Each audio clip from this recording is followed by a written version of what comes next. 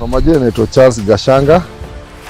Mimi ndio founder wa Mustard Seeds CBO na tulianza 2013. Aim yetu ilikuwa ni kumaliza vitu kama 3 mara moja. Number 1, kumaliza insecurity. Number 2, kumaliza uchafu. Dandora ilikuwa chafu sana. Number 3, kujaribu create employment.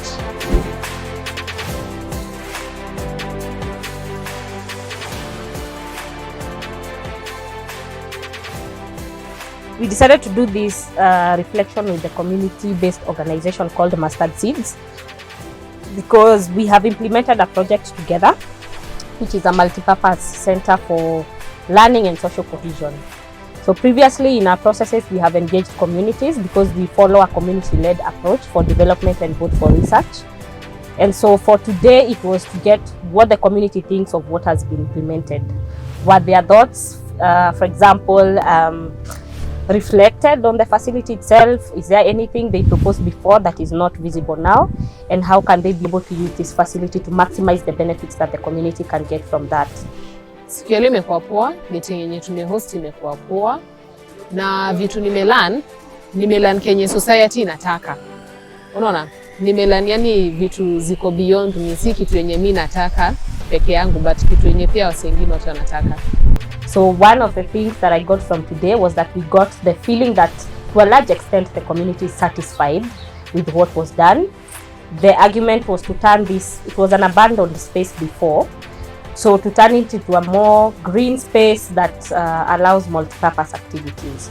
So it is impressive actually to hear that after even less than 6 months actually of implementing the facility, that it is already meeting the community's needs. So because it started some time early this year, but of course the design process took longer. So that's one of the greatest reflections I've got from this. The other one is the community has great insights on how they can better use the facility. Tumekuwa too grateful about the event. Okay, wamekam kuuliza about our remarks na juu ya hii place na tumewapatia views zetu, of which the place imekuwa advantageous because kama mimi kama health committee member tumepata chance ya kuhost hizo events huku, kufanya mobilizations, pia tukihost programs za awareness huku. Hii space imekuwa helpful sana kwetu. Kwanza personally mimi tunakuanga na Bible study hapa, so imekuwa kutusaidia kuhost hizo Bible study, na pia imekuwa ways hiyo Bible study imekuwa kama way ya reach my youth pia. How this group organizes itself, maybe that's a learning case for the other groups. They use a multi-level approach where it's a small community-based organization that works in Dandora Phase 2, but they are connected to a larger group called Dandora Transformation League, which works in the whole of Dandora. And then Dandora Transformation League is connected to Public Space Network, PSN. So I think it's also for those smaller groups to find links to connect to larger groups because they provide an avenue to access different sources of different resources. It's not only financial, it's also technical, because in also this facility they got help from architects and engineers who gave support to the group as part of their organizational CSR.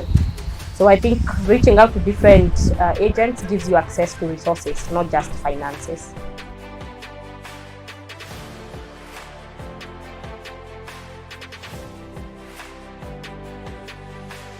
So ni yetu ni kujaribu kushow gavata vile tunasema hakuna job, ama vijana wenzangu ambao wanasema hakuna job, tunajaribu kwa show job ziko.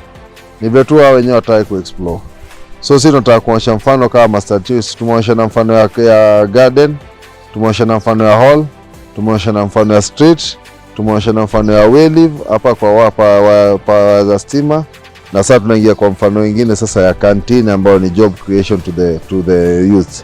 So if what we are doing here as a canteen, wengine wakamna biashara nyingine, wengine wakamna hardware, wengine wakamna wholesale, wengine wakamna poultry, wengine wakamna nini, job yani job mta create iajiri watu zaidi ya 10 kwa ile group yenyewe. So that's the picture we want, and we are very hopeful very soon we are going to invite Mr. Governor Sakaja, and hopefully we believe that he'll be inviting the president to come and launch the 1 million jobs.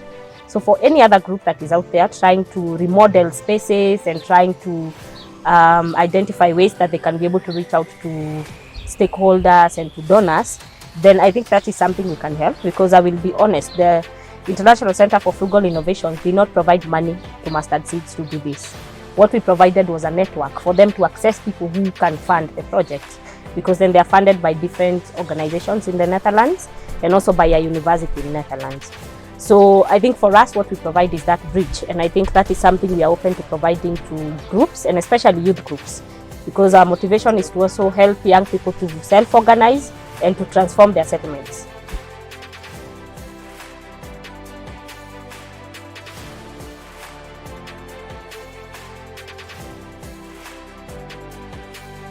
Ningetaka kuthank Carlos na timu yake yote kwa kuhosti meeting na pia kwa kuni invite.